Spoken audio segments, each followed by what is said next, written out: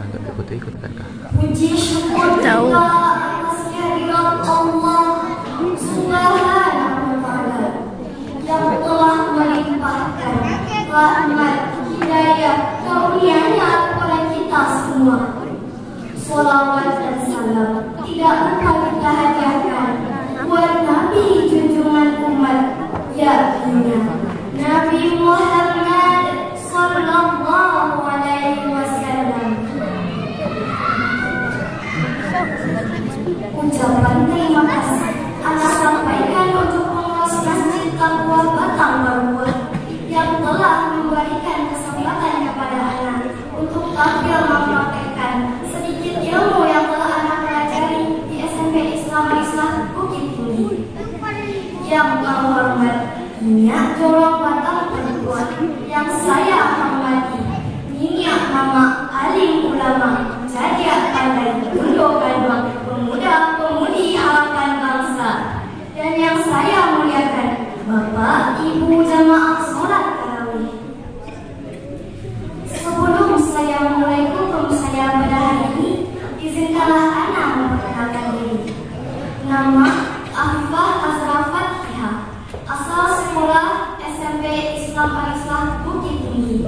Tujuan Ana kemari adalah untuk belajar cara berdakwah dan mempraktekkan sedikit ilmu yang telah anak pelajari di sekolah ini.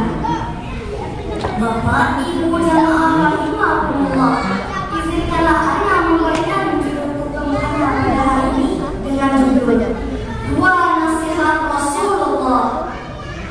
Hadirin yang rahimahullah, suatu hari ada beberapa sahabat menghadap Rasulullah, lalu mereka berkata, "Wahai Rasulullah, selama ini bila ada masalah hukum, kepada Engkaulah tempat kami bertanya."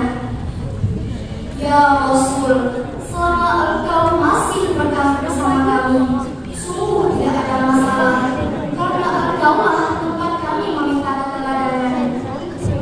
Namun suatu saat nanti Engkau pergi meninggalkan kami menghadap Allah Subhanahu wa Ta'ala. Kemana lagi kami harus minta nasihat ya Rasul? Rasulullah pun tersenyum dan menjawab, "Kalian tidak usah khawatir.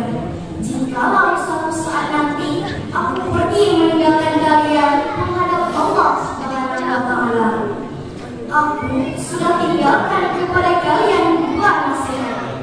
Yang pertama, nasihat pandai bicara. Yang kedua, nasihat diam saja."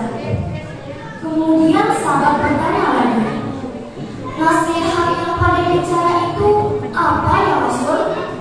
Rasulullah pun menjawab, "Al-Quranul Karim, karena seluruh surat dalam Al-Quran itu merupakan nasihat bagi umat Islam. Apapun yang kalian kerjakan, bertanyalah kepada Al-Quran."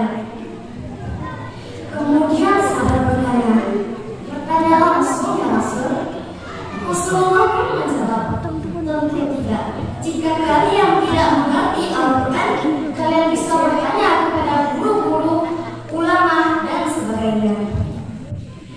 Kemudian sahabat bertanya lagi, "Nasihat diam saja itu apa ya Rasul?"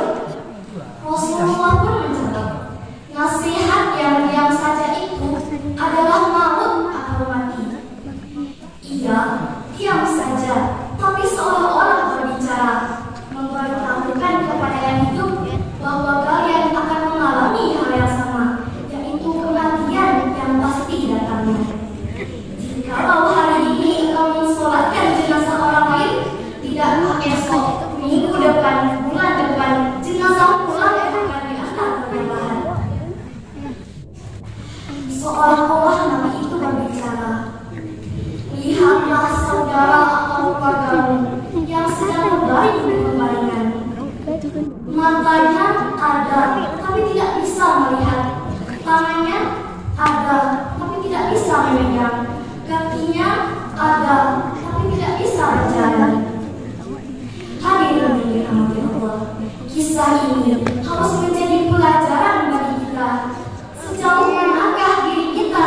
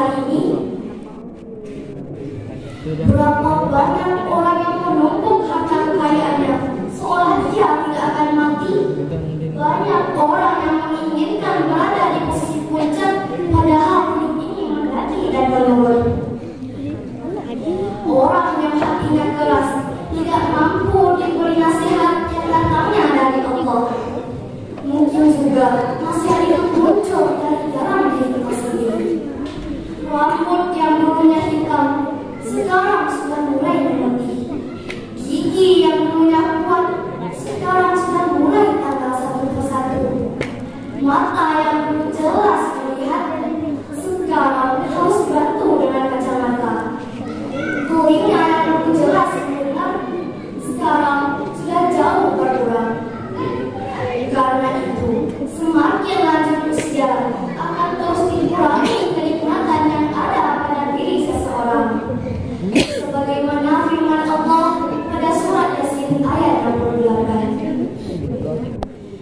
A'udzu billahi minasyaitonir rajim. Bismillahirrahmanirrahim. Wa man yu'ammiru nunakkishu fil khalq afala yu'qilun.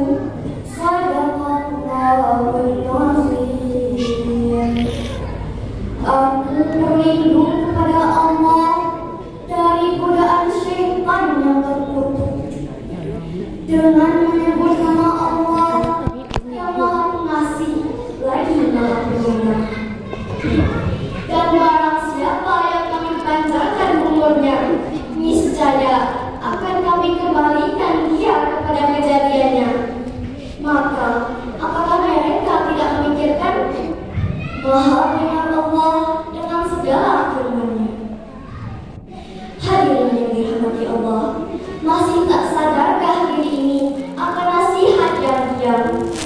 Kesadaran akan adanya kehidupan setelah dunia akan membuat manusia tersadar atas kesalahannya. Bertaubat dengan sungguh-sungguh, itulah taubatan nasuha. Taubat yang dilakukan dengan taubat yang bersungguh-sungguh, meminta ampun kepada Sang Penguasa dan berjanji tidak akan melakukannya. Taubatan nasuhalah yang akan mengantarkan kita kepada keridhaan Sang Pencipta. Hadirin yang dirahmati Allah, selain itu,